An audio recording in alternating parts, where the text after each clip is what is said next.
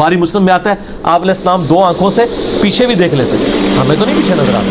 بخاری مسلم میں آتا ہے آپ نے کسوف کی نماز پڑھائی سورج گرہن کی، یوں ہاتھ بلند کیا، صحابہ نے کہا یا رسول اللہ کیا یہ نماز کا حصہ بن گیا؟ فرمایا نہیں، میں نے جنت دیکھی، آپ تو یہاں سے سامنے نہیں دیکھ سکتے، اور میں نے وہاں پہ ایک جنت میں انگوروں کا گوشہ دیکھا، میں نے ارادہ کیا اسے توڑ لوں، آپ کا ہاتھ تو یہاں تک نہیں پہنچتا، نبی کا ہاتھ کہاں تک پہنچتا ہے؟ بخاری مسلم ہے، یہ کوئی یہ جعلی کتاب نہیں ہے۔ پھر میں نے ترک کر دیا کہ اللہ نے جنت کی نعمتوں میں پردہ رکھا ہے، وہ پردہ ہی رہے۔ پھر بخاری مسلم میں آتا ہے آپ علیہ السلام کی انگلیوں سے پانی کے چشمے جاری ہوئے ایک پیالے میں، تو 1500 صحابہ نے پانی وضو کیا، جانوروں کو پلایا، سٹور کیا، اور جابر بن عبداللہ کہتے ہیں 1 لاکھ بھی ہوتے ہیں نا تو پانی زیادہ تھا۔ ٹھیک ہو گیا۔ پھر پسینہ مبارک بخاری مسلم میں آتا ہے کہ عطر کے طور پہ صحابہ استعمال کرتے تھے، وضو کا نیچے نہیں گرنے دیتے تھے، پانی جس کو نہیں ملتا تھا دوسرے سے مل کے اپنے جسم پہ ملتے تھے۔ پھر مسلم شریف میں آتا ہے کہ آپ علیہ السلام کا کرتا مبارک جب اسما بنت ابی بکر نے نکالا آپ کی وفات کے بعد، کہا کہ یہ حضور پہنتے تھے، ہم اس کا دھون مریضوں کو پلاتے ہیں۔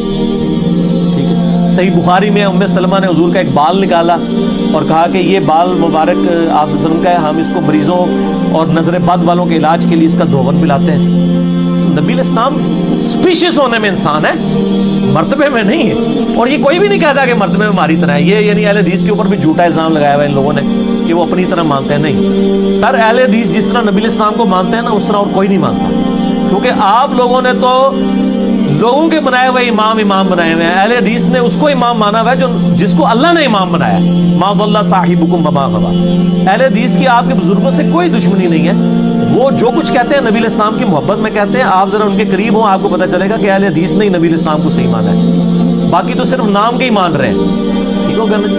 تو یہ اس طرح کے جھوٹے الزامات نہیں لگانے کہ وہ اپنی طرح کا بشر مانتے ہیں، ایسا نہیں ہے، وہ سپیشیز کی بات کرتے ہیں، تو سپیشیز تو ہے نا بشر، اس سے کون انکاری ہے؟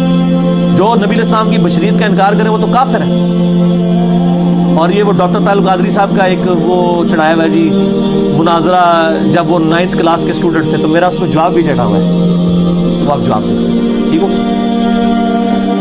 صلی اللہ علیہ وآلہ وسلم کی والدہ سیدہ آمنہ علیہ السلام نے آپ صلی اللہ علیہ وآلہ وسلم کی ولادت کے وقت خواب میں ایک نور دیکھا تھا جس سے شام کے محلات روشن ہو گئے۔ بالکل یہ صحیح حدیث ہے جی، یہ حدیث دلائل النبوہ امام بیہقی کی کتاب میں بھی ہے، یہ حدیث مسند احمد میں بھی ہے، اور مشکات میں بھی آپ کو نبی علیہ السلام کے فضائل کے چیپٹر میں 30 جلد میں ملے گی۔ شیخ البانی، شیخ زبیلی زئی دونوں نے اسے صحیح کہا ہے۔